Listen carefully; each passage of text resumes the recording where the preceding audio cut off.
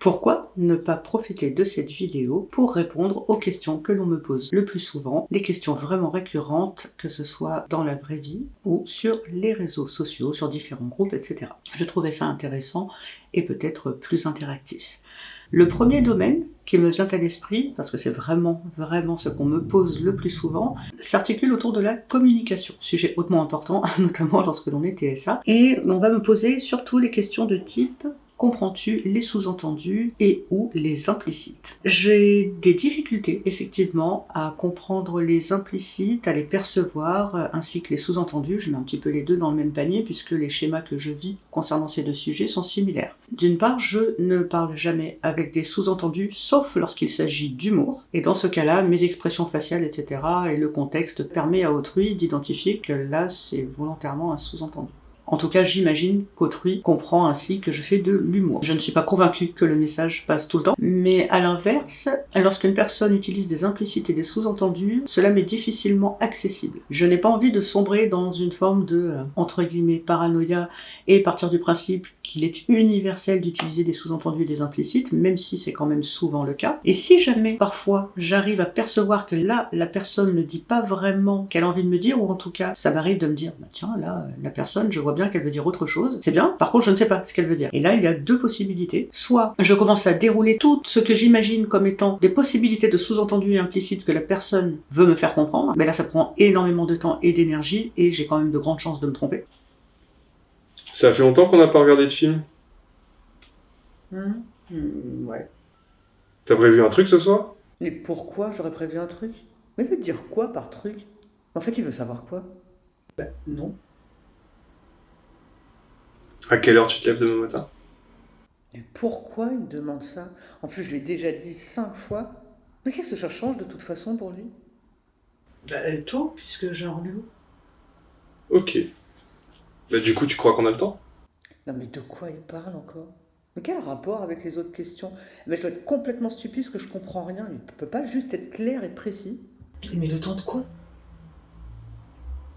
Ou alors il se passe strictement rien parce que j'ai vraiment pas capté que la personne utilisait un sous-entendu ou un implicite. Donc pour répondre à cette question, est-ce que je les comprends? Ben déjà, avant de les comprendre, il faudrait que j'arrive à les percevoir. C'est pour cela que je propose souvent aux personnes qui entrent en contact avec moi d'être le plus direct possible. Alors j'ai déjà entendu plein de fois dans ma vie qu'effectivement c'était relativement difficile, ou en tout cas compliqué, de se mettre à communiquer sans sous-entendu et sans implicite, puisque, on me l'a encore répété dernièrement, le monde est fait de sous-entendus et d'implicites. Et forcément, de mon point de vue, qui est potentiellement un petit peu biaisé, puisque c'est ma façon de fonctionner, je trouve ça forcément beaucoup plus simple d'être clair, direct et précis. Ce qui cause donc des problèmes de communication réciproque. Cela dit, si je connais vraiment bien une personne, je peux finir par connaître et comprendre, repérer ses schémas de fonctionnement et de communication, et avoir compris que là, la personne, à force de la connaître, quand elle dit ça, en vrai ça veut dire ça, parce que j'ai analysé que quand elle disait ça, elle faisait ça derrière, et que ça expliquait des choses.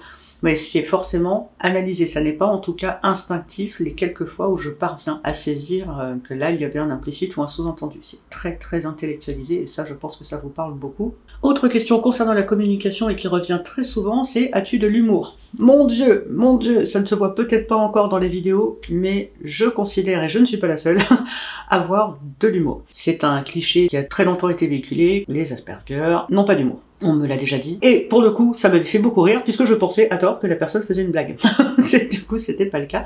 Visiblement, j'ai quand même un minimum d'humour, j'aime beaucoup l'absurde, j'aime beaucoup les jeux de mots, j'aime beaucoup jouer avec les sons, j'aime beaucoup jouer avec les multiples interprétations des mots. Donc oui, j'ai une, voire plusieurs formes d'humour, ce qui ne signifie pas que c'est toujours compris par autrui, bien au contraire. Donc oui, on peut tout à fait être autiste et avoir de l'humour. Le deuxième sujet, qui revient très souvent, concernant le sensoriel, on va me demander souvent comment je perçois les sons ou comment j'entends. Pour essayer de répondre le plus simplement possible, je perçois les sons depuis toujours. Je les perçois déjà trop fort. J'aurais tendance à dire plutôt très fort, mais c'est une question de référentiel. Mais j'ai bien constaté, que ce soit en faisant un bilan sensoriel avec neuropsychologue ou en discutant avec d'autres personnes, que je perçois beaucoup de sons que d'autres personnes ne perçoivent pas. Et j'ai des difficultés à discriminer les sons. Il me semble que je l'avais déjà évoqué, mais je le rappelle au cas où. Si je suis en train de discuter avec une personne et qu'un voisin se met à crier, ou qu'un camion est en train de passer, ou qu'il y a un autre bruit que j'appelle un bruit parasite, je ne parviens plus à discriminer les différents différents sons qui s'offrent à moi, c'est-à-dire que la voix de la personne se confond avec le bruit que j'entends, que d'autres n'entendent pas nécessairement, et là je n'arrive plus à suivre, ça me fatigue, je n'arrive pas à trier ces informations-là. Concernant la musique, globalement, je pense que c'est un avantage, j'entends absolument tout.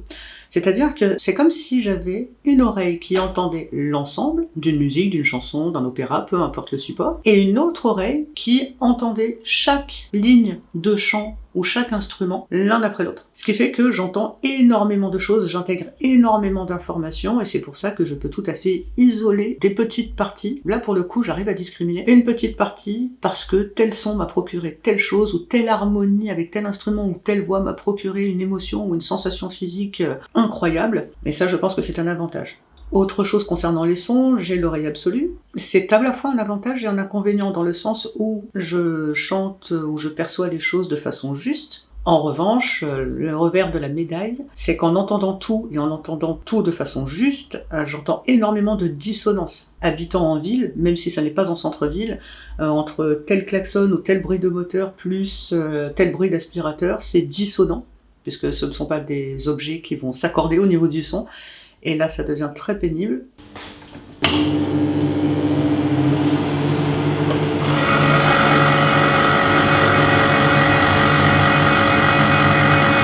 Et dans le pire des cas, ce qui arrive encore malheureusement souvent, très douloureux. Un autre avantage que j'allais oublier, c'est que ma façon d'envisager les sons, puisque les sons font littéralement partie de ma vie, de mes intérêts spécifiques, je vis son, je suis son, j'ai un jukebox dans la tête en permanence, tout est son, musique, vibration et fréquence.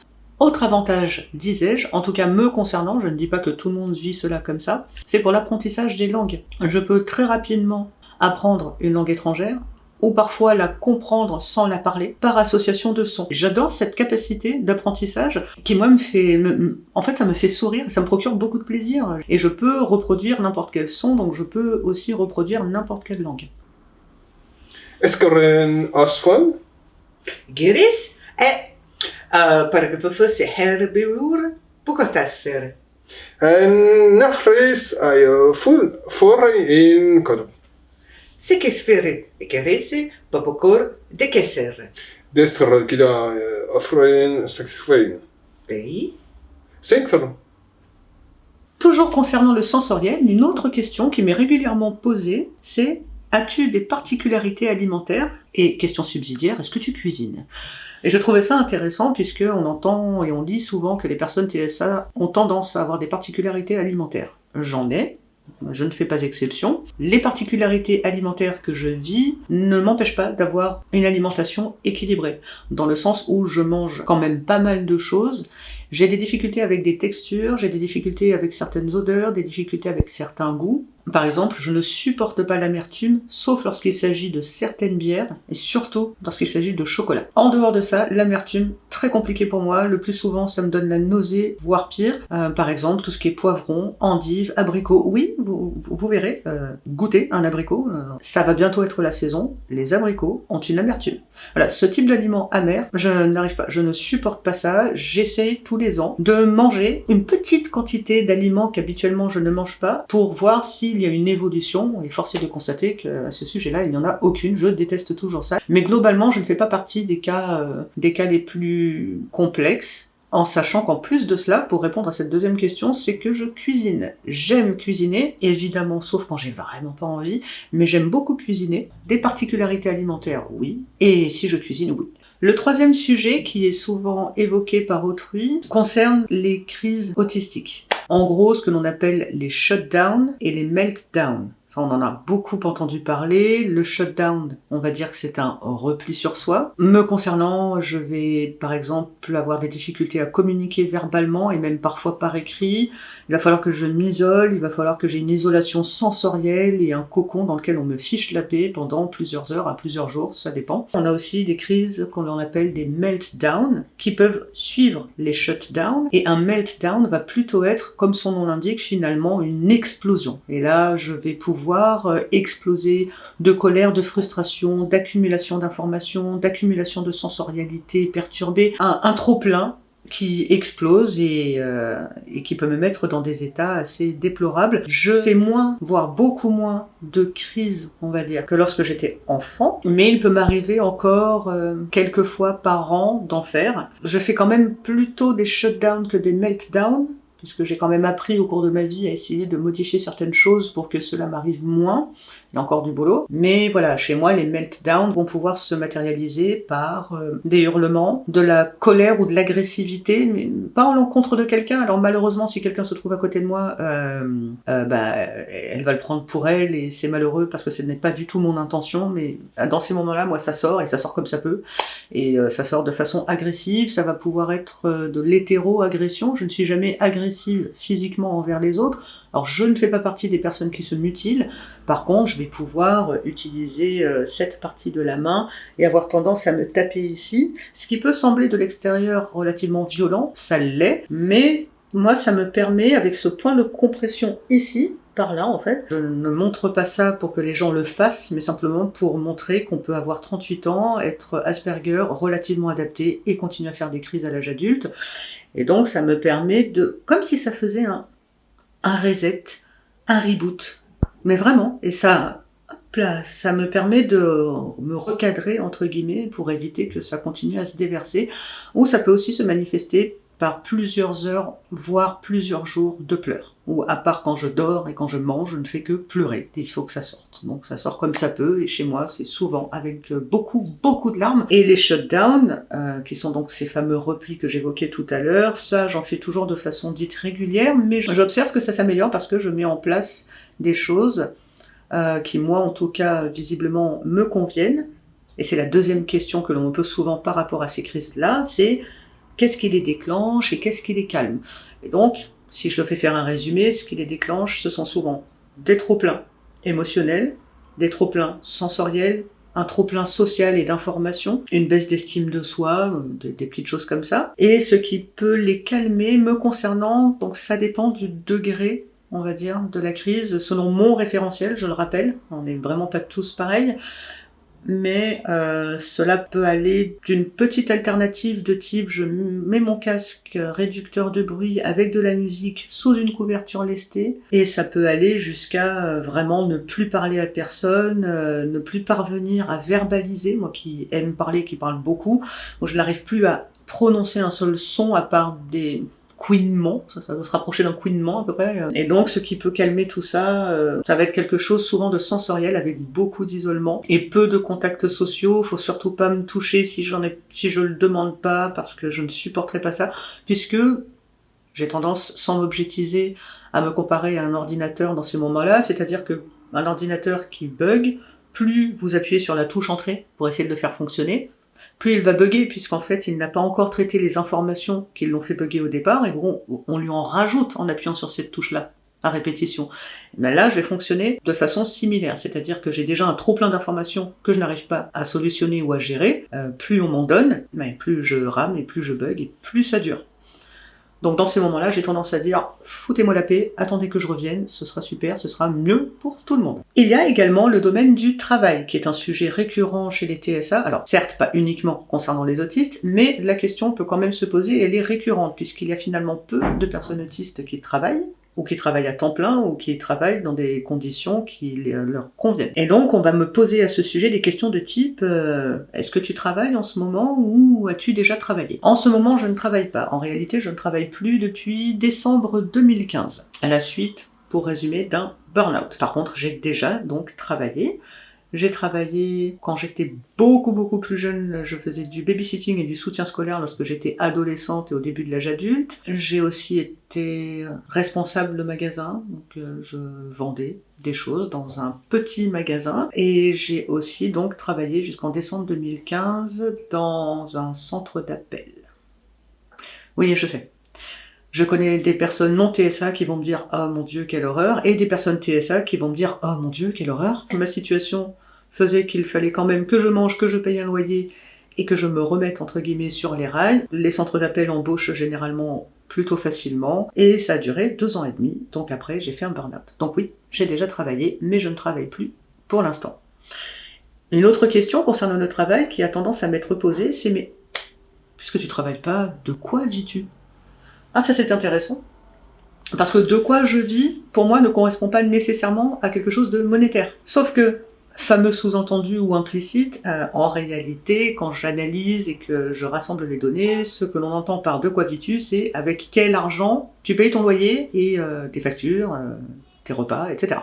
Eh bien, je perçois l'AAH, allocation adulte handicapé pour les personnes qui ne connaîtraient pas l'acronyme. De fait, je perçois également des APL. Donc je vis avec ces revenus-là, qui ne sont pas nécessairement des revenus éternels, je tiens tout de même à le préciser. Certaines personnes peuvent me dire « Oh là là, mais t'as de la chance d'avoir l'AAH ». Ouais, je n'aime pas le terme chance, je n'estime pas avoir particulièrement de chance, j'estime avoir des droits. Je les ai fait valoir, je l'ai obtenu. Cela me permet de prendre le temps de savoir ce que je veux faire, si je suis capable à nouveau d'avoir un métier à temps plein, quel type de métier, donc ça me permet de vivre. Alors évidemment, de toute façon ça n'est pas mon genre, je ne vais pas au resto toutes les 2 semaines, surtout en ce moment, je ne me paye pas de choses extravagantes puisque je suis, j'allais dire peu dépensière, disons que je dépense ce dont j'ai besoin et de temps en temps, si je peux me le permettre, dans ce cas-là je me fais plaisir, mais je n'ai pas de frustration à ce sujet-là, je suis plutôt bonne gestionnaire au niveau financier. Voilà. Je me doute qu'il y a énormément d'autres questions et d'autres domaines dont vous souhaitez que je parle. Il y a beaucoup d'autres domaines dans lesquels on me pose régulièrement des questions et auxquels je serais ravie de répondre. Et d'ailleurs, n'hésitez surtout pas, toujours pareil, via les réseaux sociaux ou directement en commentaire sous cette vidéo, à me poser des questions auxquelles vous souhaitez que je réponde dans une vidéo ultérieure. Pourquoi pas la prochaine, pour que ce soit dans la continuité de celle-ci. Et j'ai encore beaucoup de choses à vous dire et je pense que vous avez beaucoup de choses aussi à partager avec moi et j'en suis ravie. Je vous remercie pour votre assiduité, votre patience, vos commentaires qui sont toujours bienveillants et absolument encourageants. Et c'est en grande partie grâce à vous que je poursuis mes vidéos. استغرب كده كيري فيس كاكس الرز المرة اسكت كام صار كيري فيس داك القري وسمعون هنا نو بكيري فيس داك كاري استغربت كان رب D'accord, non, en plus c'est mauvais. En refus que me hele burgers.